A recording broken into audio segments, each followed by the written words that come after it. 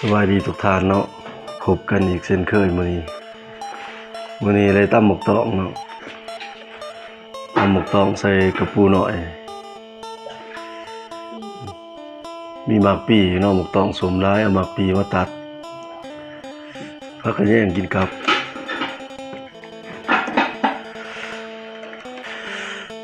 มาแซ่บกินสมยำแดง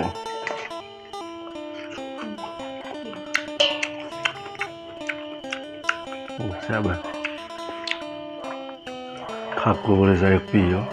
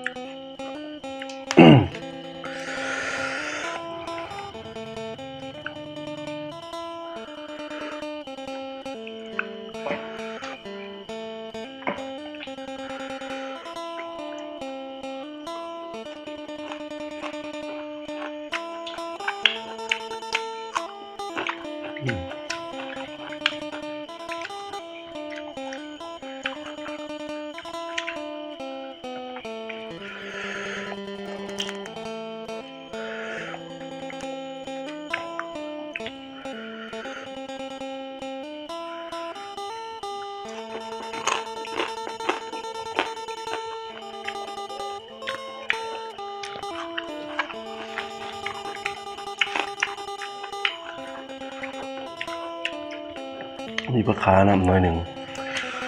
ปลาคาแคมหัว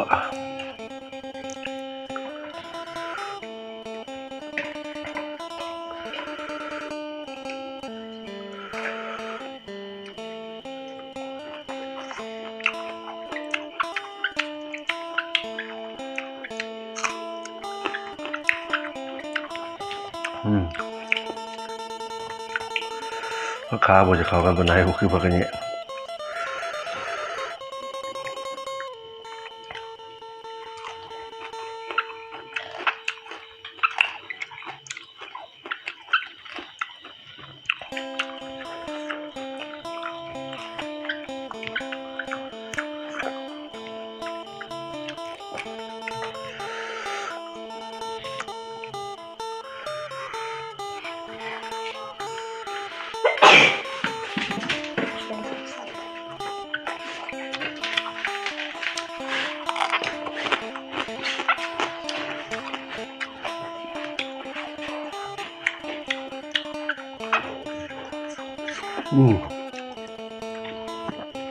ว้ากืนอืดขนาด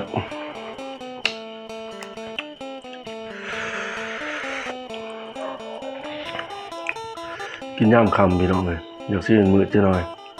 ไฟบวหุงบันไดเสียนห้าหมองมากันดน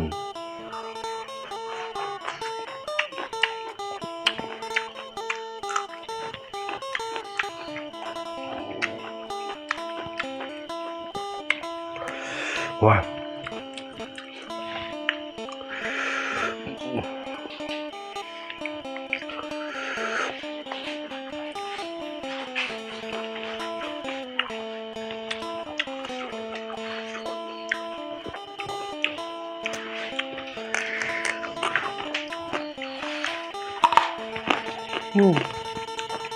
เสียงยำกระปู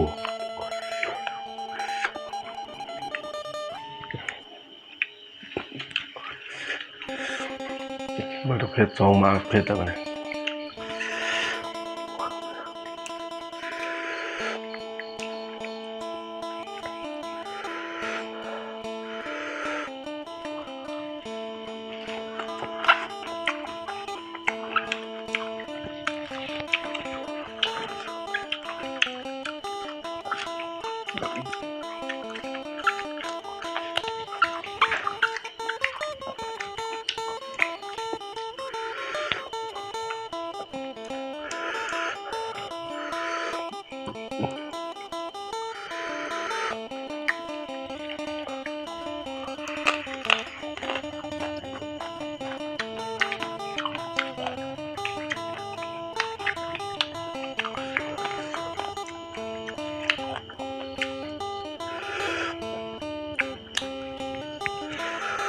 โลบะคาง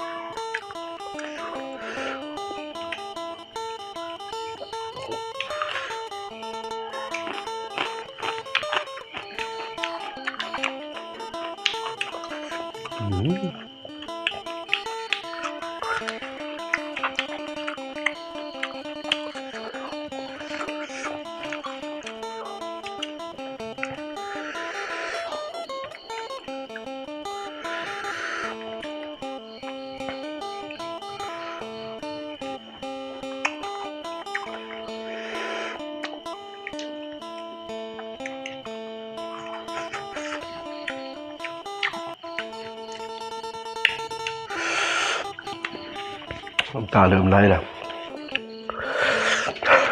ในบรรยากาศยุ่เอามือนำกันเห็นแต่มือ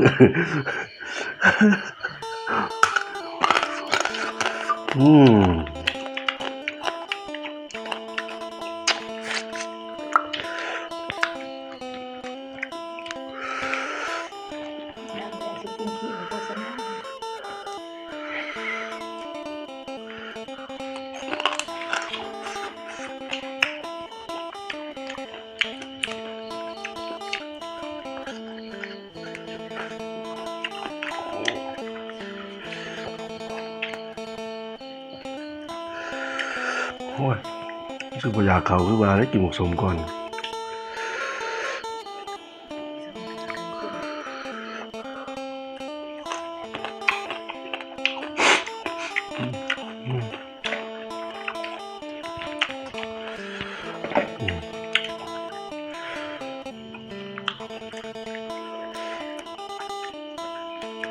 พักอย่างเกินพักตีนรถ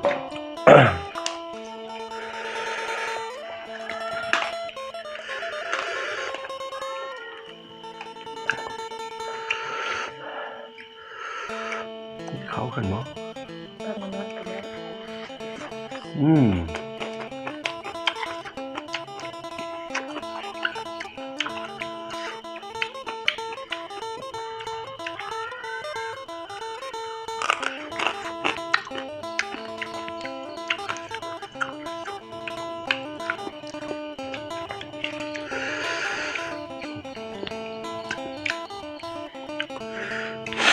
โอ้ย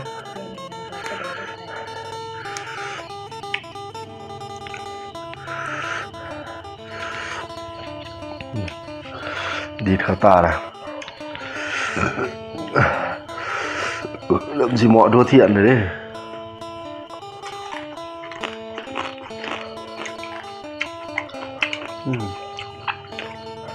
เข้ากันนะกับพักดินรถเลย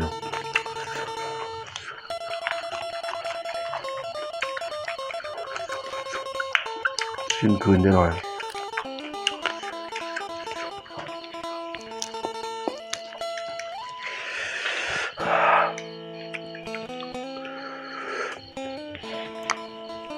ว้ายแสบตาแล้วไปเลย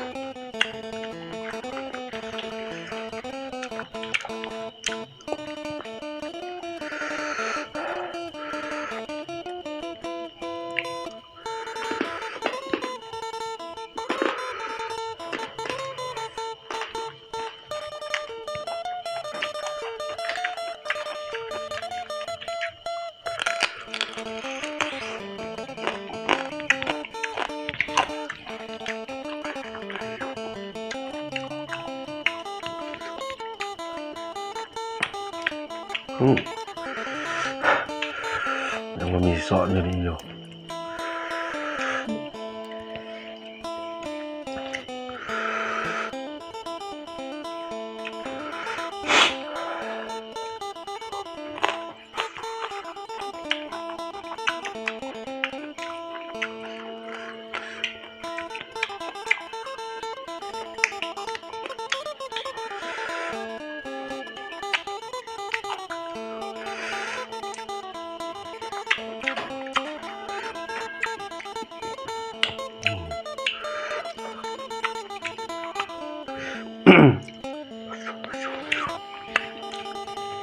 อนปีพอดีแซ่บเนาะ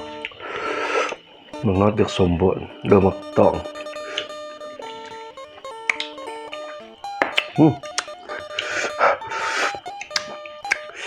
ว้ายเผ็ด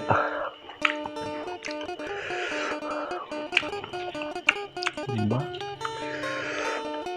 แสบมากที่เหลือเนี่ย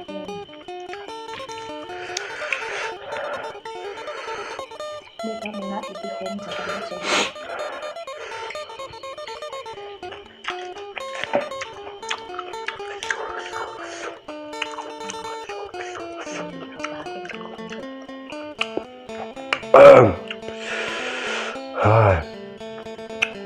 คืออาจจะอยากสัตว์ออก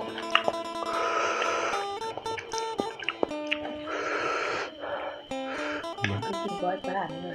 กินกับ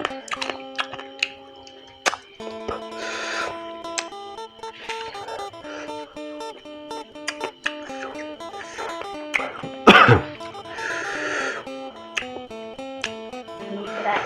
ว่าหนึ่งว้าย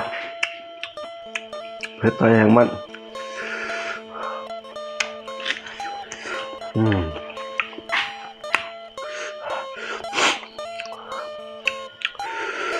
แซ่บๆเด้อพี่น้องเด้อเสียแต่เหลือกมืดแน่จังหน่อยเนาะบรรยากาศย่ำคำ